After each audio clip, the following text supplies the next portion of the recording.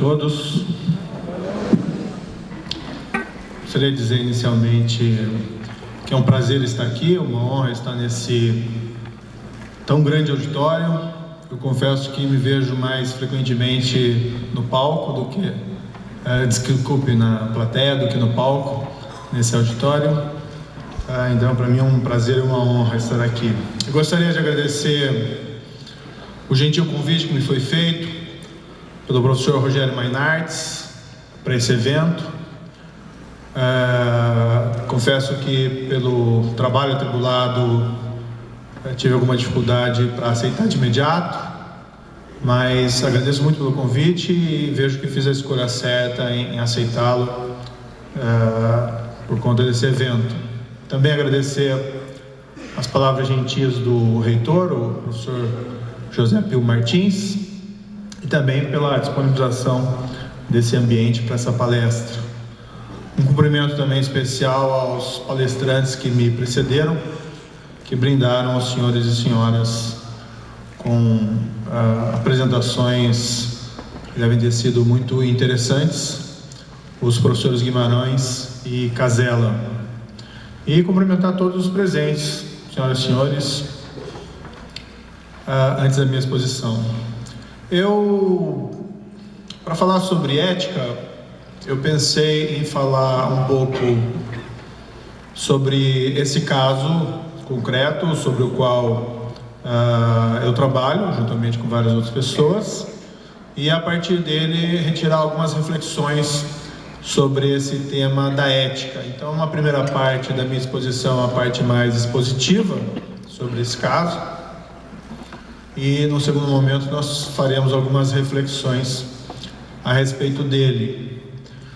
Como se trata de um caso ainda em andamento, eu como juiz tenho uma série de limitações, então eu não posso falar sobre determinados fatos que envolvem processos judiciais ainda não julgados. Mas, para minha sorte, para essa apresentação, eu já julguei alguns casos, né, quando se fala nessa chamada Operação Lava Jato. Não se trata de uma única ação penal, não se trata de um único processo. Na verdade, são vários processos que têm uma temática interligada. Então, é possível fazer essa exposição com base nos casos já julgados.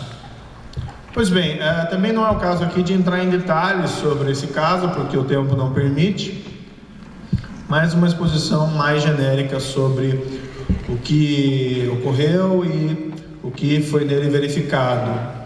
Peço escusas aí pela falta de detalhes e se eventualmente o que eu disser não for propriamente novidade.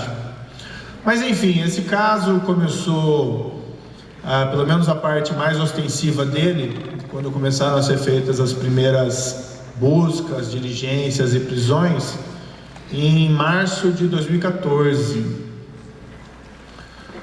A investigação que precedeu essa primeira fase envolvia basicamente uma investigação da Polícia Federal sobre 4 indivíduos. A Polícia Federal acreditava que esses indivíduos estavam envolvidos profissionalmente com lavagem de dinheiro, mas principalmente lavagem de dinheiro relacionada a crimes na área de câmbio e de operações de câmbio fraudulentas. E literalmente no curso dessa investigação, a Polícia Federal tropeçou numa conexão de um desses indivíduos, de um desses profissionais da lavagem, com um ex-diretor da Petrobras. E era um fiapo de prova naquele momento, porque basicamente uma prova de que aquele lavador profissional havia vendido um veículo de luxo para aquele ex-diretor. Mas a partir desse fiapo de prova inicial, as investigações foram se avolumando, e foi como se nós estivéssemos puxando um fio e viesse não só um novelo, mas uma fábrica de tecidos inteira. E, enfim, o que esse caso revelou, um pouco mais adiante, foi que aquele indivíduo, aquele lavador profissional de dinheiro, ele utilizava uma série de contas de empresas de fachada, e essas empresas receberam depósitos das principais empreiteiras do país, empreiteiras que também eram fornecedoras de obras e serviços da Petrobras. E claro, numa situação dessa surge a natural dúvida: o que, afinal de contas, as principais empreiteiras do Brasil estão fazendo quando estão depositando valores milionários em contas de empresas de fachada de uma pessoa que é um lavador de dinheiro profissional? E numa outra ponta, graças principalmente à cooperação jurídica internacional, acabou sendo descoberto que aquele ex-diretor, ele mantinha contas secretas no exterior, nas quais mantinha saldos milionários absolutamente inconsistentes com os rendimentos lícitos dele. E além de tudo, contas secretas porque não estavam em nome dele, estavam em países com uma certa reputação de serem paraísos fiscais, e por outro lado, contas não declaradas. E a partir desse momento, com essas provas principalmente baseadas em rastreamento bancário, o cerco se fechou sobre esses dois indivíduos.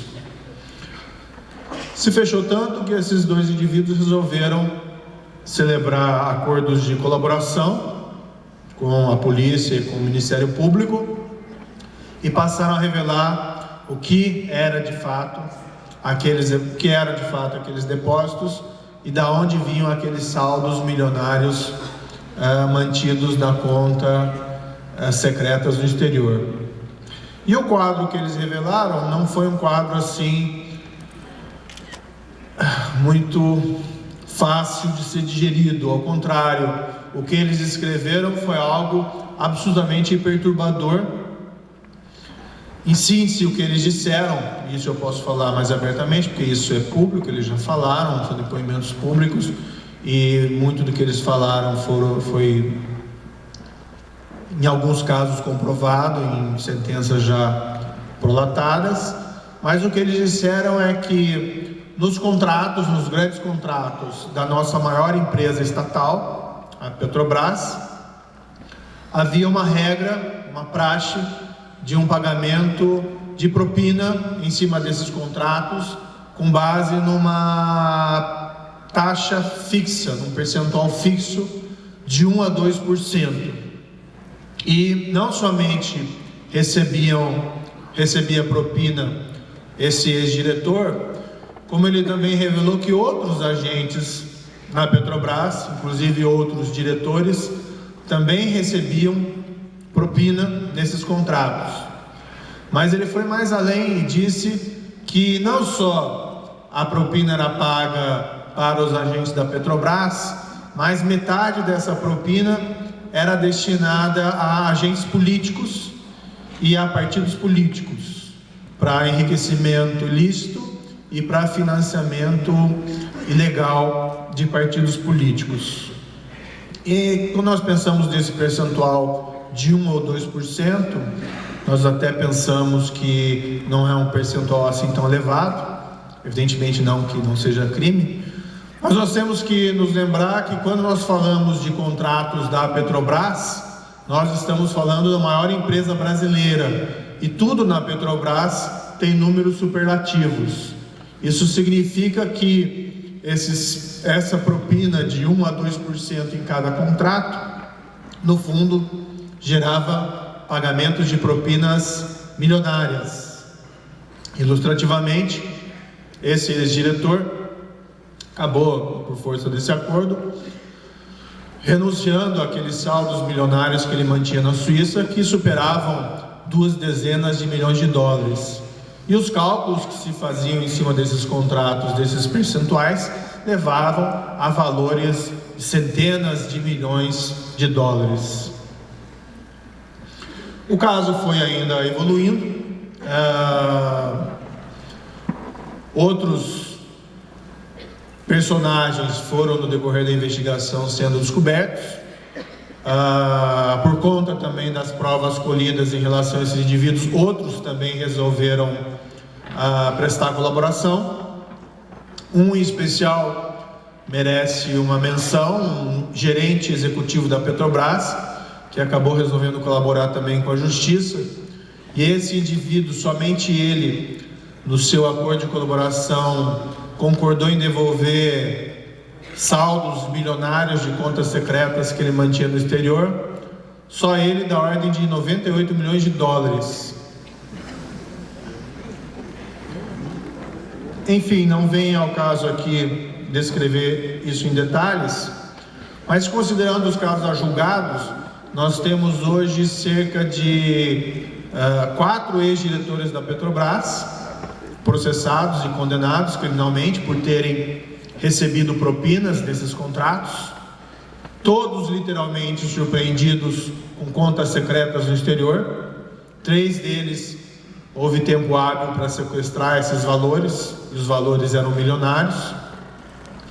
Desses 4, os 4 cumpriram ou cumprem termos de prisão.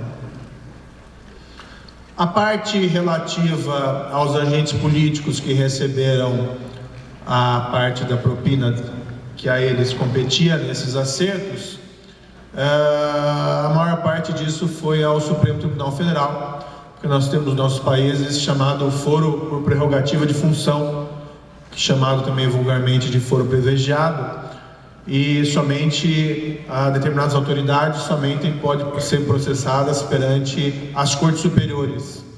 Entre essas autoridades, parlamentares federais somente respondem a ações penais no Supremo Tribunal Federal.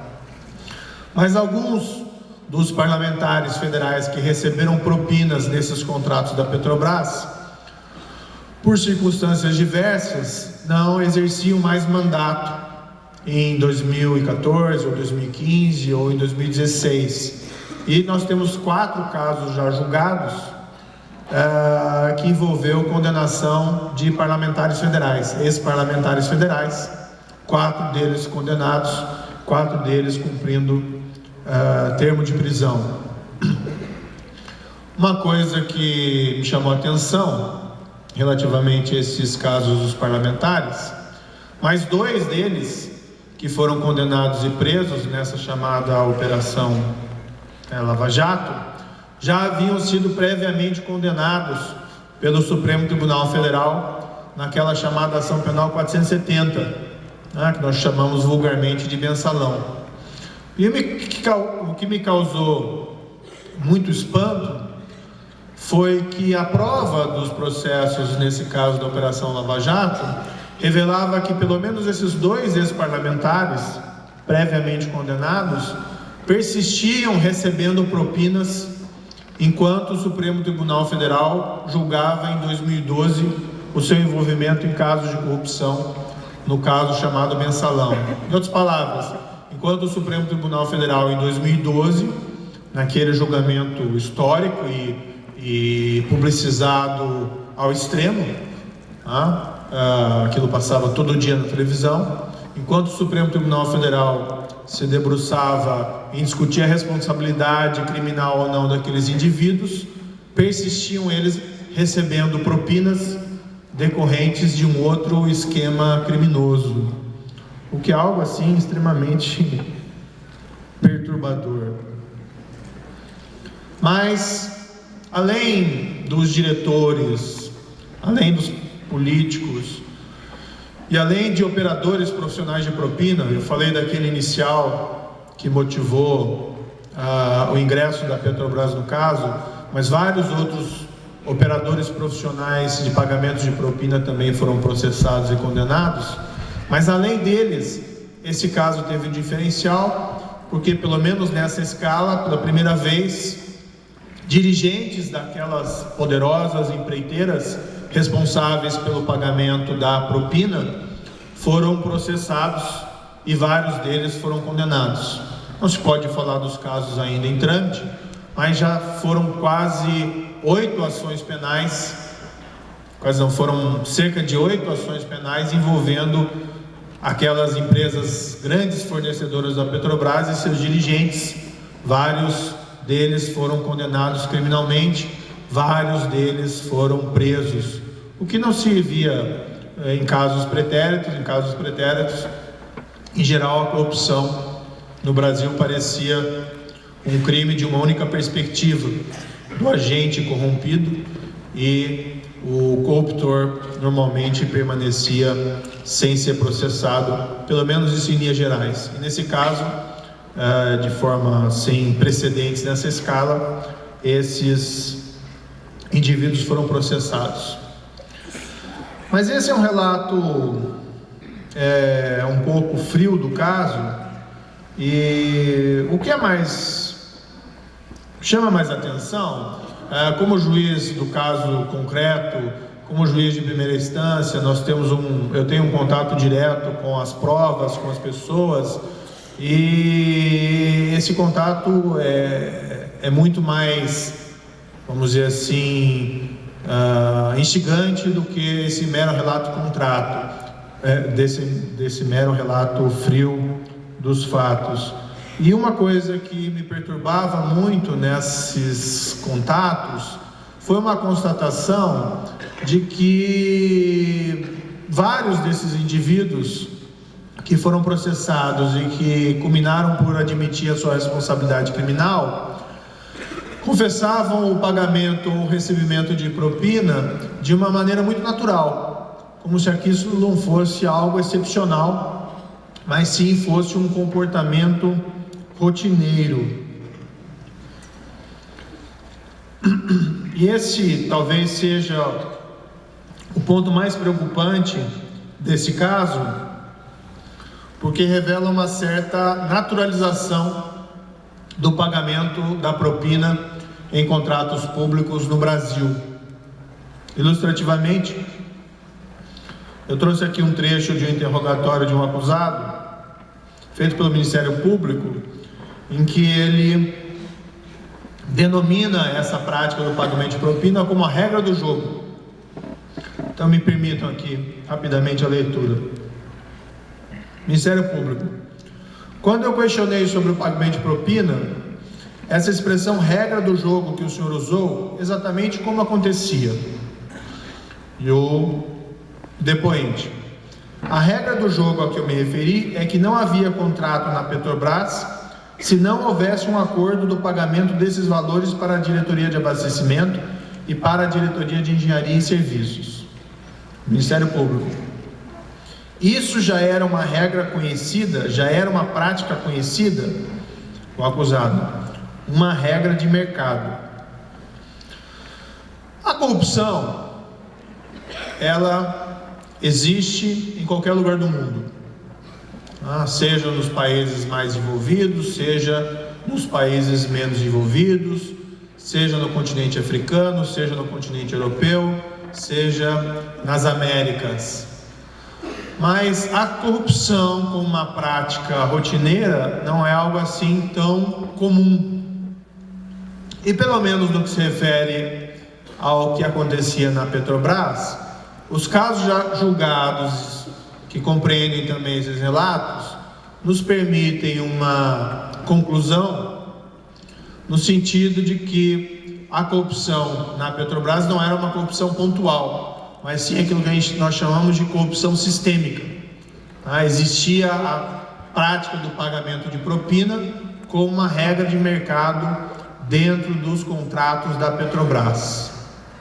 Isso também era ilustrado pelo fato, e isso eu posso colocar de uma maneira muito clara, porque eu presenciei esses depoimentos, que também mesmo pessoas que admitiram o pagamento dessa propina e outros que admitiam o recebimento, quando indagados pelo juiz por que se pagava ou por que se recebia, normalmente não davam elas uma resposta muito clara.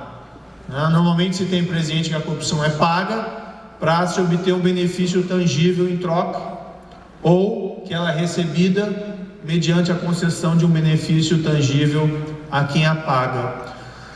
Claro que esses indivíduos podem não ter sido totalmente verdadeiros em seus depoimentos, mas vários desses indivíduos admitiam o crime, a essência do crime, que era o pagamento e recebimento de propina, mas tinham dificuldades em dizer exatamente por que pagavam, por que recebiam.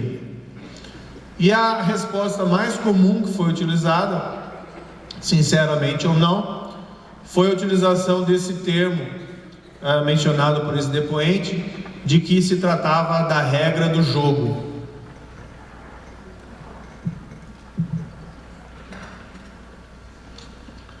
Pois bem, essa é uma regra do jogo terrível. Evidentemente, ela não elide a responsabilidade individual, ainda que seja uma prática rotineira, ainda que seja uma prática comum naquele meio. Isso não significa que as pessoas que a praticaram não vão ser responsabilizadas. Ilustrativamente, um ladrão de banco que vem ao juiz e diz que roubou, mas outros também roubam, isso não leva ele a lugar nenhum. Isso não é um álibi que pode ser aceito. E para a corrupção isso significa o mesmo. Mas essa constatação de que se tratava de corrupção sistêmica, ela é muito preocupante, porque ela traz custos enormes para o nosso país. Primeiro, custos decorrentes do próprio pagamento da propina. Afinal de contas, o comportamento usual é que o custo da propina paga nos contratos públicos seja integrado ao custo do próprio contrato. Enfim, quem acaba no fundo pagando a propina é a própria, no caso aqui, a empresa estatal, que acaba suportando o ônus do custo econômico dessa propina. A Petrobras, isso também é notório, ela inicialmente, durante o desenvolvimento desse caso, ela tinha uma postura de negativa geral. Não, nossos contratos não tem nenhum problema, nossa governança corporativa é ótima, nós somos a maior empresa do país e a nossa qualidade dos nossos sistemas de compliance são excelentes. Isso era o discurso recorrente no início do ano de 2014. Progressivamente, com a evolução da investigação e com as provas surgindo, esse discurso foi paulatinamente sendo modificado. Não, espera aí, acho que temos algum problema aqui. Uma maçã do cesto pode eventualmente ter se apodrecido. De repente não era mais uma maçã, de repente eram várias maçãs, até que enfim, isso também é uma história conhecida, a Petrobras, naquele famoso balanço de 2015, reconheceu, através de estimativa, perdas contábeis com propinas, isso apenas do custo direto da propina, da ordem de 6 bilhões de reais. Bilhões de reais, 6 bilhões. Isso tem que ser repetido, porque é muito dinheiro, né? A gente começa a se acostumar com algumas coisas, mas 6 bilhões de reais é muito dinheiro. Certo, é uma estimativa, pode ser que tenha sido mais, pode ser que tenha sido menos, mas vamos supor que tenha sido metade disso eventualmente. Se foram 3 bilhões de reais, 3 bilhões de reais, ainda assim é um número mastodôntico que assusta a todos nós. Mas o custo da corrupção sistêmica não fica apenas no custo da propina propriamente dita, porque uma questão que é muito preocupante vem da dúvida se agentes corrompidos da empresa, se alguns desses agentes, na tomada das decisões no âmbito da gestão da empresa, porventura não possam ter tomados decisões que, do ponto de vista da eficiência econômica, não seriam as melhores para a empresa. Em outras palavras, será que eles não tomaram decisões acerca, por exemplo, de investimentos da empresa motivados pela necessidade de se fazer caixa para gerar pagamento de propina? Ou será que essa motivação perversa da solicitação da propina não afetou em nada as decisões econômicas desses agentes da empresa estatal? E quando nós vamos ver o que aconteceu da Petrobras nesse mesmo período, há uma série de investimentos bastante questionáveis.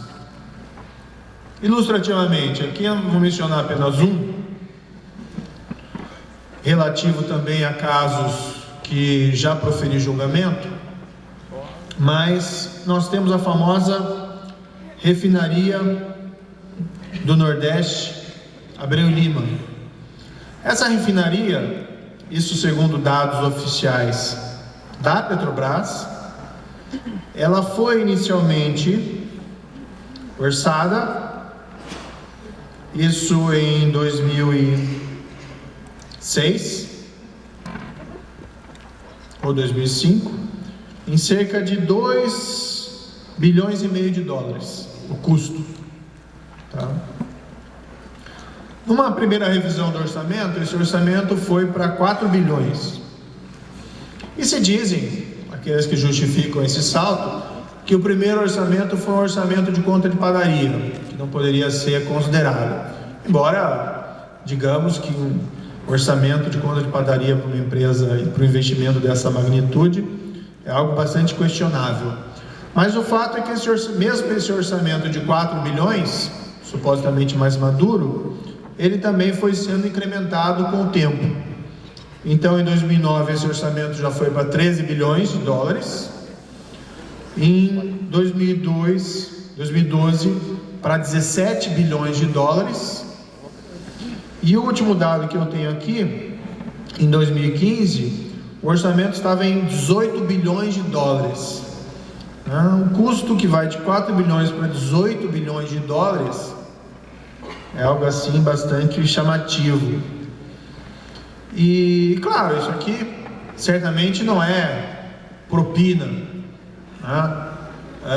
Mas será que os custos não foram incrementados porque se tomaram decisões erradas, também se pensando em gerar caixa para propina? Eu ouvi algumas pessoas como testemunhas da própria Petrobras, e se faça aqui uma ressalva, que embora esse quadro de corrupção sistêmica tenha sido constatado, a corrupção era concentrada no corpo dirigente da empresa, e a grande maioria, por evidente, dos empregados daquela empresa não tem nenhuma responsabilidade ou foram também vítimas desse esquema criminoso. Mas eu ouvi alguns deles como testemunhas, e algo que me disseram também, isso também são dados oficiais da Petrobras, é que se a refinaria Abreu e Lima funcionar otimamente durante toda a vida útil dela, ela não se paga. Ela ainda gera um prejuízo contábil de cerca de 3 bilhões de dólares. Isso se funcionar otimamente. E o que é interessante, eu também ouvi de algumas testemunhas a justificativa para esse incremento de preço, e algumas delas me disseram: olha, houve esse incremento porque se resolveu acelerar a construção da refinaria. Queria que parte dela fosse inaugurada em 2010. Não, perfeito. Mas a refinaria não foi inaugurada em 2010, nem em 2011, nem em 2012, nem em 2013. Em 2014, final de 2014, o primeiro trem de refino da refinaria começou efetivamente a funcionar. Isso é bom também destacar, porque existem algumas pessoas por aí que argumentam muitas vezes que os problemas econômicos da Petrobras decorrem das investigações da Operação Lava Jato, né? Quando nós podemos utilizar esse exemplo da refinaria Abreu e Lima e constatar que os problemas precedem muito as investigações. Até 2014, as investigações ainda engatinhavam, e mesmo com aquele plano de aceleração, isso ainda não havia sido finalizado. Além desses custos, mais diretos ou indiretos, também é necessário dizer que esse quadro de corrupção sistêmica é ruim para os negócios em geral, afasta investidores externos e investidores internos. Quem está lá fora e quer investir no Brasil, em princípio procura um mercado que seja limpo, porque se tiver que entrar na regra do jogo do pagamento de propina, muitas vezes isso pode gerar responsabilização lá fora, além de ser uma decisão amoral e com custos, por vezes, reputacionais para essas empresas. Mas mesmo dentro aqui do Brasil, potencialmente empresas brasileiras devem ter se afastado desse mercado porque não querer participar dessa mesma regra do jogo. Quem não conhece aqui o dono de uma empresa que não tenha, não vou dizer no âmbito da Petrobras, mas não tenha relutado em participar de uma licitação pública por entender que o jogo estaria viciado desde o início, ou que se para participar tivesse que pagar alguma espécie de taxa a algum agente público. Então existe também esse custo decorrente da propina, que é essa perda de investimento tanto externo e interno, o que afeta a eficiência da nossa economia. Mas o principal custo, e aqui vou até me referir às palavras do senhor professor reitor, José Pio Martins, a perda da confiança. Num quadro de corrupção sistêmica, os cidadãos paulatinamente perdem a confiança no funcionamento, vamos dizer, da lei e, de certa maneira, no próprio funcionamento do regime democrático. Os anglo-saxões têm uma expressão que é uma expressão muito feliz a respeito dessa estabilidade da lei, estabilidade das instituições. A expressão que eles dizem é a rule of law, a regra do direito. Talvez o equivalente latino dessa expressão seja o governo de leis e não o governo de homens. Mas quando se tem um quadro de corrupção sistêmica, quando as pessoas trapaceiam, quando as pessoas ainda trapaceiam nesse alto nível, afetando grandes empresas, altas autoridades, até por vezes parlamentares, e quando as instituições não dão uma resposta efetiva a essas situações quando descobertas, progressivamente a população e a sociedade vão perdendo a fé na regra do jogo, na rule of law e no próprio regime democrático, além das implicações mais diretas na própria autoestima desse povo. Uma autoestima por vezes interna e por vezes externa, mesmo quem não tem nada a ver com esses esquemas criminosos, que evidentemente é a maioria da população. Mas o brasileiro se acostuma a acreditar que os outros são corruptos e que ninguém segue a lei e que a lei não é para ser observada. E quando ele faz isso, muitas vezes ele está agindo como um bobo. E às vezes ele acredita também que, por conta desse quadro de corrupção sistêmica, as outras pessoas do mundo veem ele como uma pessoa desonesta, alguém que não é confiável. Isso gera uma erosão progressiva de valores e de práticas. Os custos dessa corrupção sistêmica são, portanto, gigantescos. Mas esse é o lado negativo da minha exposição. O lado positivo e eu penso que esse é o ponto principal, é que nós devemos aqui reconhecer que isso não é um mal inerente a nós brasileiros, tá? Isso não é uma doença tropical. Não existe nada que nós não possamos resolver dentro de uma sociedade democrática, desde que nós tenhamos vontade institucional e da sociedade suficiente para superar esse quadro. A própria descoberta desse quadro de corrupção sistêmica, embora nos pareça num primeiro momento desalentador, é o primeiro passo para nós o superarmos. E vendo esse caso, e vendo casos também que se espalham pelo Brasil, e mesmo os casos pretéritos precedentes, afinal esse caso não veio do nada, existe uma linha de precedentes, dentre as quais se pode citar esse próprio julgado do Supremo Tribunal Federal na Ação Penal 470, significa que o Brasil está dando passos seguros e firmes contra essa corrupção sistêmica, no sentido de dar um fim, pelo menos, à impunidade desse tipo de criminalidade. O importante é que nós prossigamos nessa tarefa. O que nós não podemos fazer é varrer esses problemas por debaixo do tapete. O juiz, diante desses casos de corrupção sistêmica, tem que agir de acordo com a gravidade desses casos.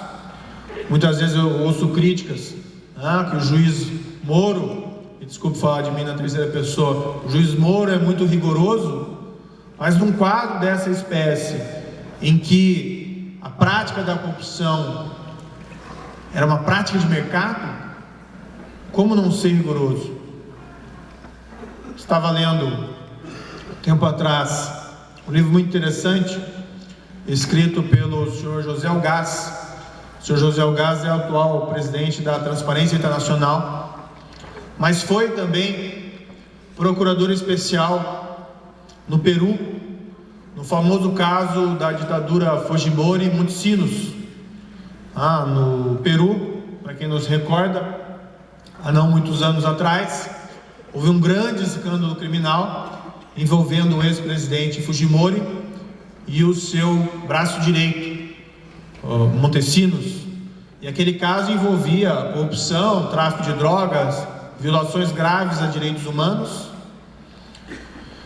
E ele acabou sendo nomeado um procurador especial para cuidar daquele caso. E uma das coisas que ele diz no livro que me pareceu muito interessante é essa reflexão da necessidade, num quadro de criminalidade generalizada, pelo menos em matéria de variedade de crimes até mais grave do que o nosso, da necessidade da justiça demonstrar que ela está falando sério quando ela resolve enfrentar essa problemática. Claro, sempre respeitando aí os direitos humanos do investigado e do acusado, isso também tem que ser observado, mas isso não impede o juiz de agir com rigor, porque a nossa lei permite e prevê esses instrumentos legais diante de um quadro de corrupção sistêmica. Papel importante também do legislador. O legislador, diante desses crimes, na revelação da extensão e magnitude desses crimes, ele deve apresentar uma resposta à sociedade. Até mais recentemente, eu até falava com certo desalento que o judiciário se sentia como uma voz pregando no deserto em relação a essa quadro de corrupção sistêmica. Mas mais recentemente, o Congresso Brasileiro resolveu pelo menos, debater e deliberar sobre medidas que reforcem o nosso quadro institucional contra a corrupção, as chamadas 10 medidas contra a corrupção, que foram encaminhados ao Congresso na forma de um projeto de lei, no qual foram colhidas assinaturas populares. Mais de 2 milhões de pessoas assinaram um projeto de lei encabeçado pelo Ministério Público Federal, prevendo uma série de medidas que reforçam o nosso quadro institucional contra a corrupção. Ainda é cedo para dizer que esse projeto vai ser aprovado, ou se aprovado, que ele vai ser aprovado em sua maior parte, e não vai ser eventualmente descaracterizado. Mas esse primeiro passo, que é um passo importante, foi dado pelo Congresso, de formar uma comissão especial para debater o tema. Eu tive há umas 2 semanas atrás, a convite da Câmara dos Deputados, na comissão que se debate sobre esse projeto, e eu dei minha opinião sincera aos deputados,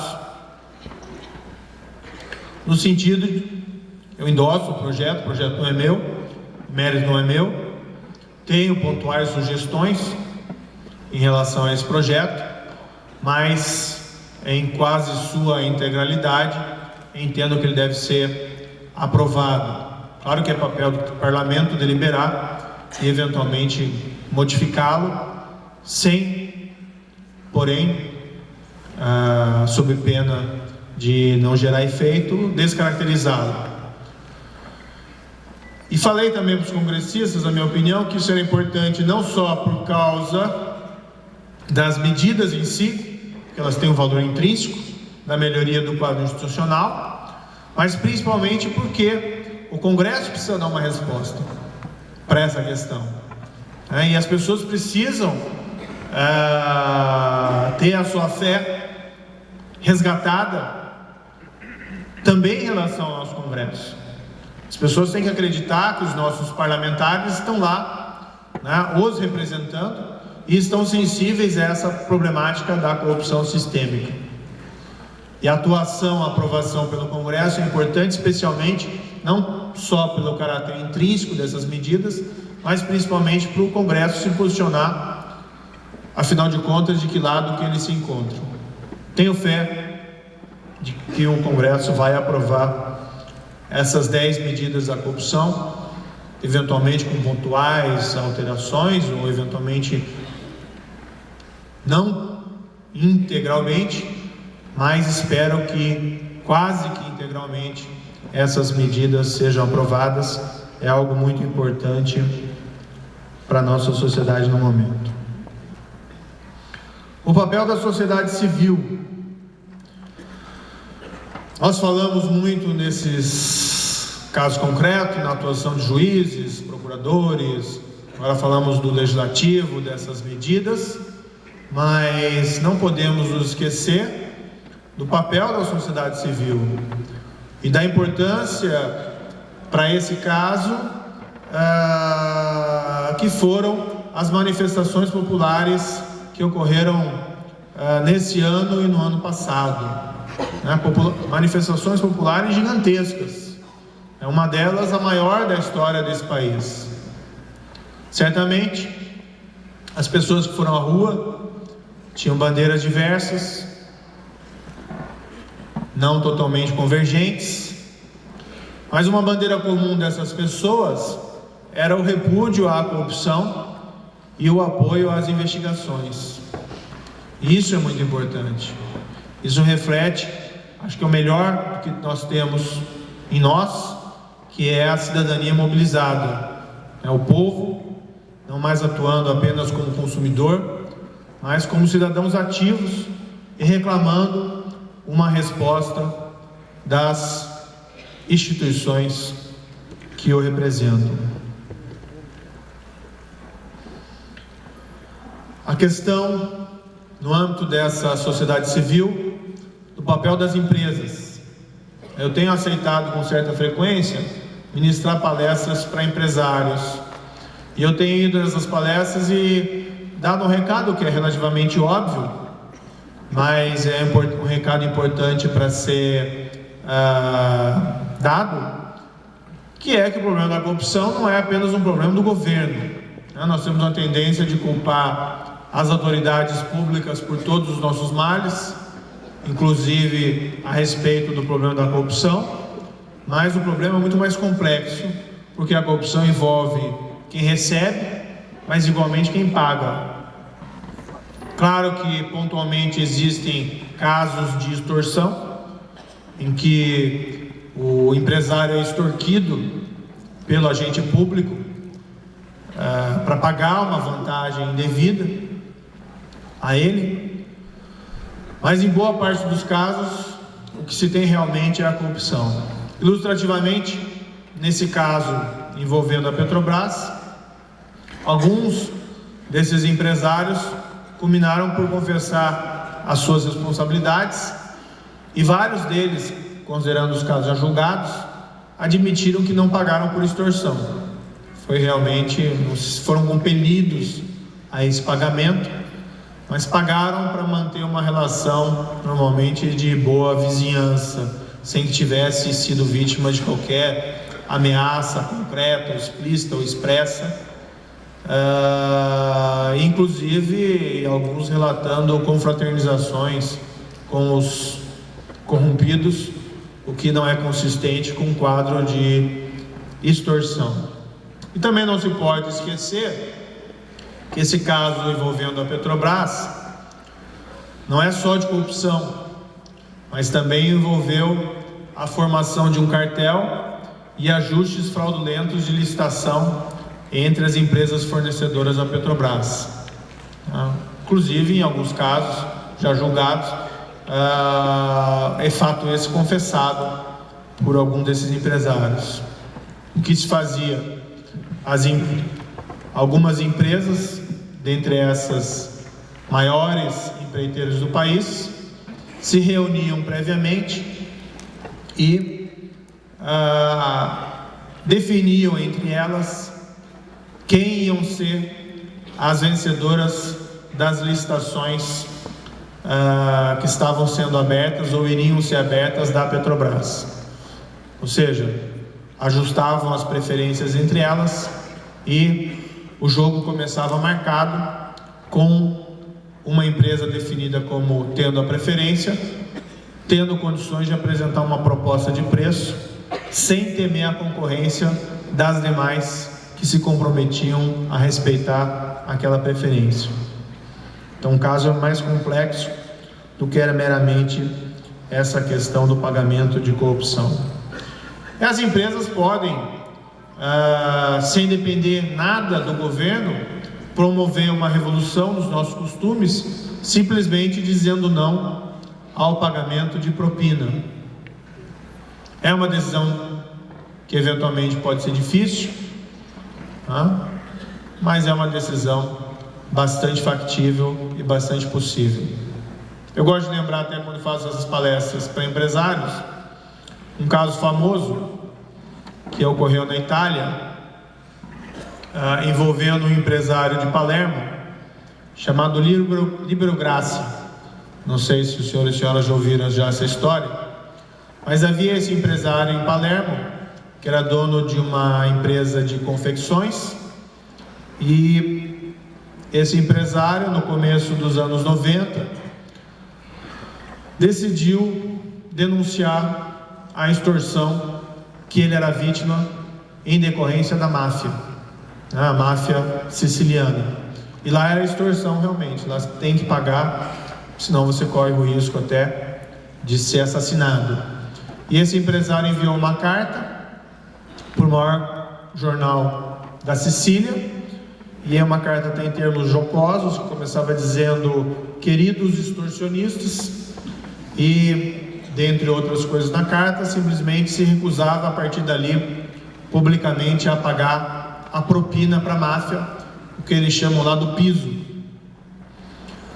E ele se tornou uma celebridade, foi a entrevistas em outros jornais, em rede televisiva, recebeu visita de autoridades públicas, do prefeito, de parlamentares, um sucesso.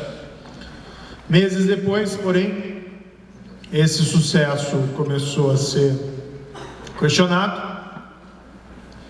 Outros empresários passaram a criticá-lo veladamente, depois em público, no sentido de que ele não devia colocar essas coisas, lavar essa roupa suja em público, porque isso fazia mal para a imagem da Sicília. E ele passou a receber visitas menos ilustres com o passar do tempo, especificamente mafiosos. Até que realmente ele acabou, naquele mesmo ano em que ele enviou aquela carta, meses depois acabou sendo assassinado. Se vocês forem para Palermo e forem na via Vittorio Alfieri, vocês vão encontrar uma placa, que é o local onde ele foi assassinado, que foi feita em homenagem para ele, e mais ou menos a placa diz o seguinte: aqui foi assassinado Libero Grassi, empresário, homem corajoso, morto pela máfia, pela omertà, que é aquele pacto de silêncio, das associações de empresários, pela indiferença dos partidos e pela ausência de Estado. Parece uma história trágica, um mau exemplo, mas no fundo é um bom exemplo. Posteriormente, na Sicília, floresceram diversas associações comerciais que se recusam publicamente, inspiradas no exemplo do Libero Grassi, em pagar propina para a máfia. Se vocês quiserem pesquisar, tem uma bem interessante, que se chama Adio Piso, lá em Palermo, que é uma associação de lojistas e várias empresas, que basicamente tem por lema não pagar propina, e afirmar publicamente que não pagam propina.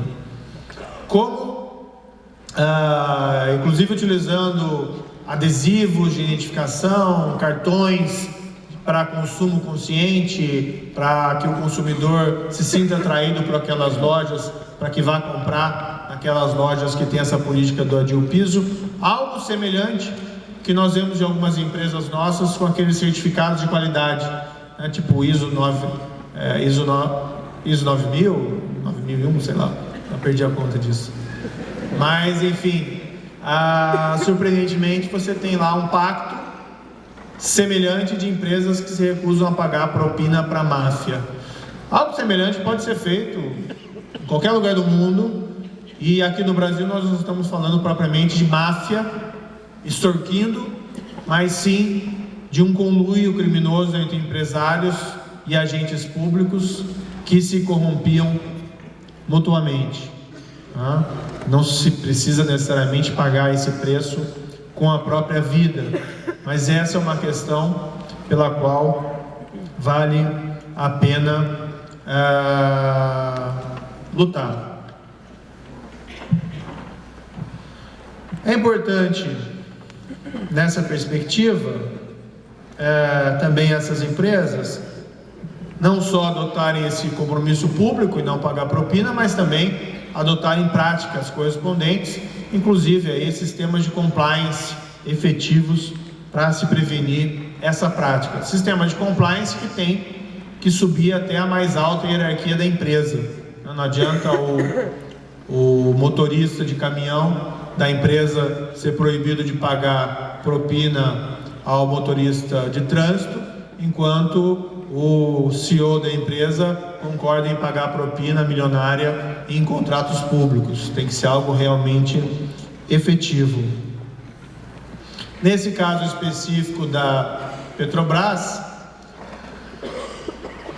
que também é um aspecto interessante, algumas dessas empreiteiras, apesar de toda a sua resistência ao caso, culminaram com o tempo por admitir a sua responsabilidade e buscar realizar um acordo de leniência com o poder público. Um acordo de leniência através do qual a empresa se compromete a revelar os crimes, indenizar o poder público e abandonar aquelas práticas corruptas. Estão no auditório e começam a bater palma, né? Normalmente vem uma palma, duas, tal, e de repente está todo mundo batendo palma. Alguns esperam para ver se os outros vão bater palma, e os outros batendo palma, às vezes não batem palma, porque tem alguma discordância, mas em geral acompanham o restante das pessoas. Pois bem, nesse ambiente de corrupção sistêmica, não que isso elimine a responsabilidade individual desses agentes, talvez o padrão de comportamento aceitável naquele ambiente, nos contratos da Petrobras, fosse o comportamento corrupto. A regra do jogo é a regra do mercado. Mas a partir do momento em que esses crimes são revelados, que esses crimes deixam de permanecer impunes e que alguns desses indivíduos começam a mudar de lado, quando, como nesse exemplo do Banco Itaú, o padrão de comportamento começa a ser alterado, quem sabe isso não acabe gerando um ciclo virtuoso, apontando para um comportamento contrário àquela prática corrupta. Claro que a corrupção sempre vai existir, mas o problema é quando ela se torna uma prática rotineira e não uma prática isolada no tempo e espaço.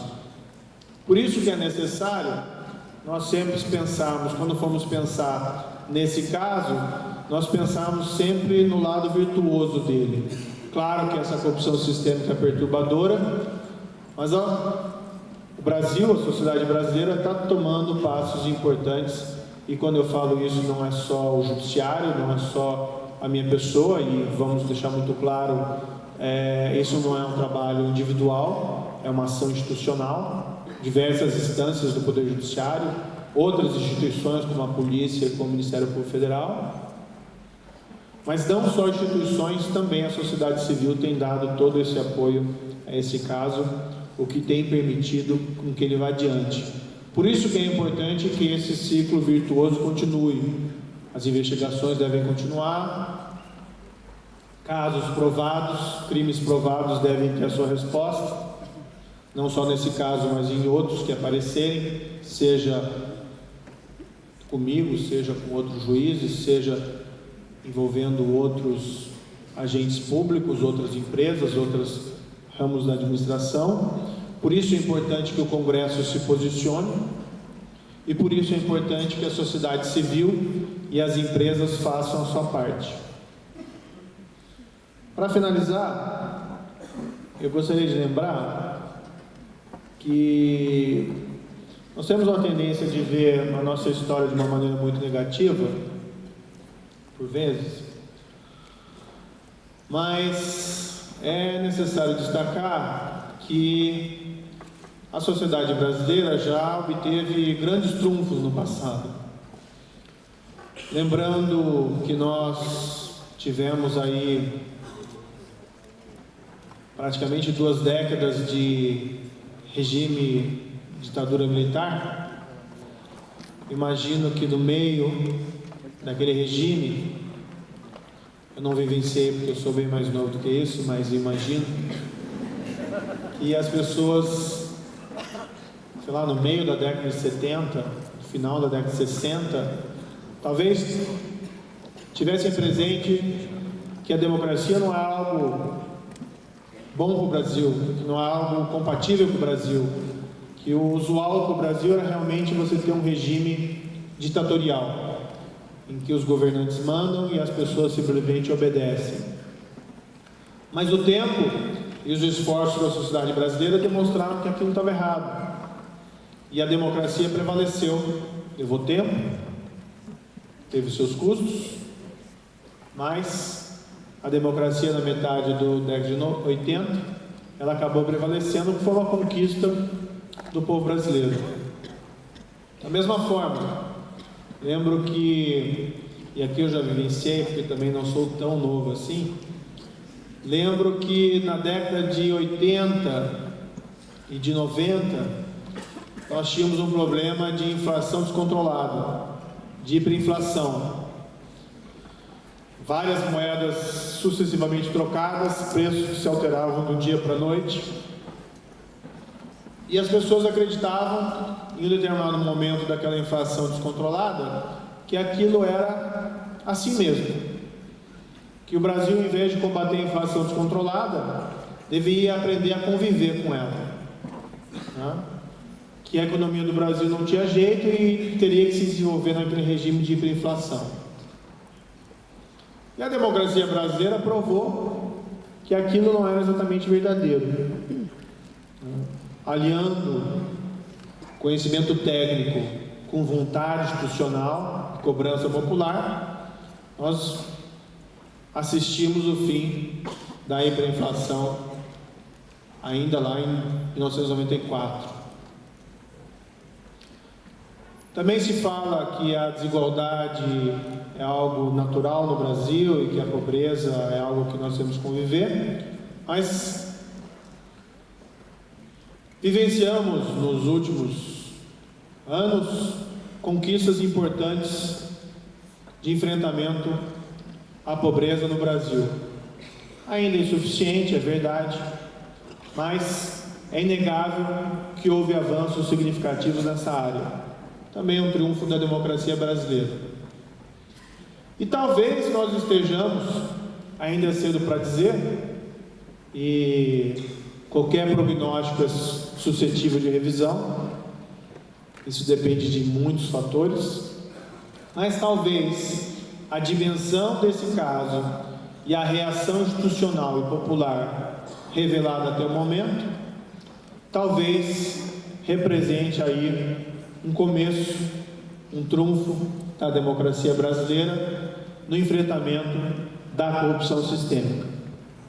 Esperamos que daqui, sei lá, a 10 anos, nós possamos olhar para trás e avaliar que a revelação desse quadro de corrupção sistêmica não foi o nosso pior momento, mas foi um dos nossos melhores momentos pelo seu enfrentamento, e aquilo tudo começou a chegar ao seu fim durante esse período. Não tenho isso por garantido, né? Como se diz lá, o preço da liberdade é a eterna vigilância, e o preço de uma sociedade mais desenvolvida, uma democracia mais consolidada, que exige o debelamento dessa corrupção sistêmica, é também essa eterna vigilância. Muito obrigado pela atenção dos senhores e senhoras.